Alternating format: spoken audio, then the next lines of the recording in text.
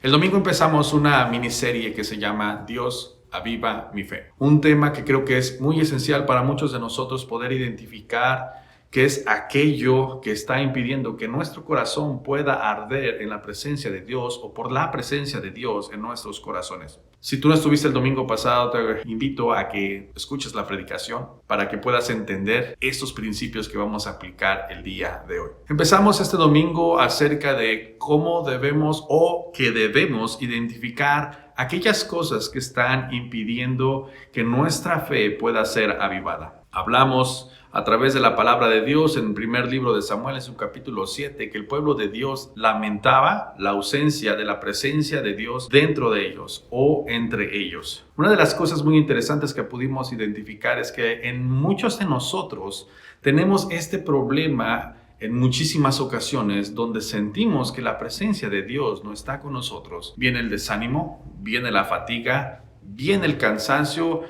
y consecutivamente empiezas a tomar decisiones donde te empiezas a ausentar de la iglesia, empiezas a ver los defectos de lo que está sucediendo alrededor y tu corazón va a anhelar buscar esta emoción donde te haga sentir una vez más vivo o viva y recurrirás a conciertos, recurrirás a muchísimos programas que hay alrededor como exposiciones, conferencias y tratarás de comunicar y absorber todo lo que tú más quieras y pienses que esto va a saciar tu corazón. Sin embargo, no digo que eso esté malo, pero debemos analizar e identificar cuáles son estas características o estas circunstancias que están causando que nuestro corazón se sienta desanimado, se sienta abatido y de alguna forma estas circunstancias nos están orillando hacia una soledad. El domingo hablamos acerca de identificar. ¿Cuáles son estas cosas que están impidiendo en que nuestra vida de fe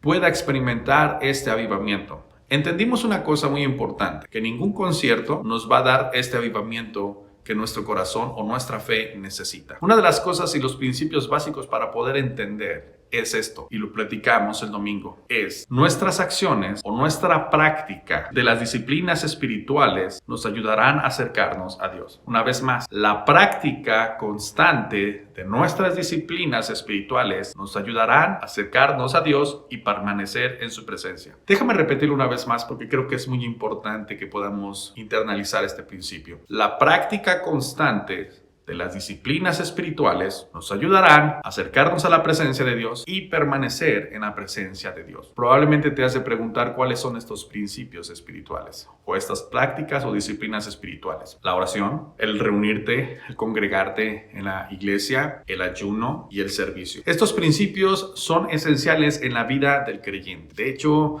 en la carta de los Hebreos encontramos donde el escritor anima a la congregación o al creyente que no deje de congregarse. Pablo le dice a Timoteo, aviva el don de Dios que está dentro de ti. Estas prácticas de oración, ayuno, servicio y congregación la podemos ver en la vida de nuestro Señor Jesucristo. Jesucristo oraba constantemente. Muy temprano en las mañanas iba al cerrito, al monte, a orar a solas.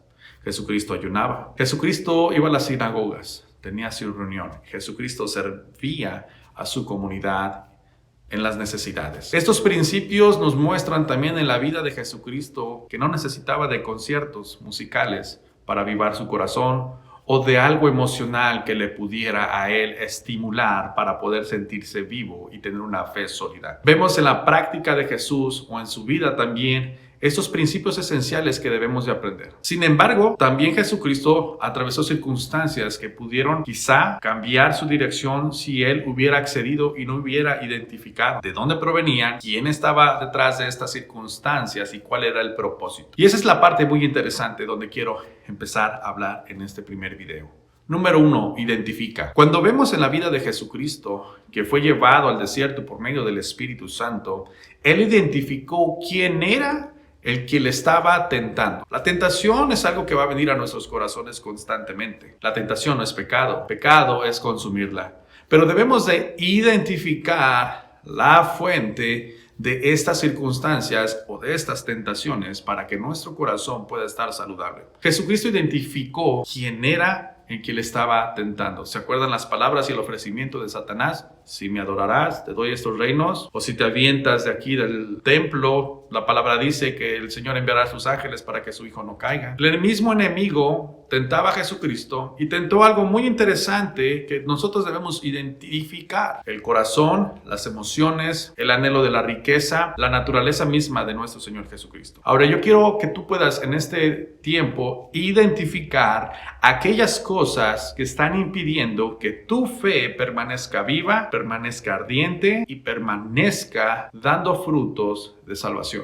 ¿A qué me refiero? Cuando empezamos a identificar cuáles son estas cosas que están impidiendo que mi fe pueda seguir avanzando y creciendo y dependiendo de la vida de Dios, primero debo evaluar lo siguiente: mi fe, ¿de verdad creo en este Dios poderoso que tiene el control absoluto de todas las cosas? ¿Creo que Dios es el creador de los cielos y la tierra? ¿Creo que Dios está al cuidado de mí? Esas preguntas son esenciales porque estas son la base de lo que en un futuro tú tendrás que accionar, tendrás que planificar y llevar a cabo estas disciplinas en las cuales quiero animarte que tú lleves a cabo para vivificación de tu fe. Cuando puedas tener la claridad de que Dios es soberano, es absoluto y que no hay otro como Él, entonces tenemos que identificar lo siguiente: cuando Dios siempre nos está invitando a acercarnos a Él a través de Jesucristo, pero hay algunas cosas que nos están impidiendo que nos acerquemos a nuestro Señor Jesucristo. Yo quiero que empieces a identificar algunas disciplinas espirituales que probablemente no estás llevando a cabo durante esta temporada. ¿Cómo está tu vida de oración? Empezamos con este primer punto, la vida de oración,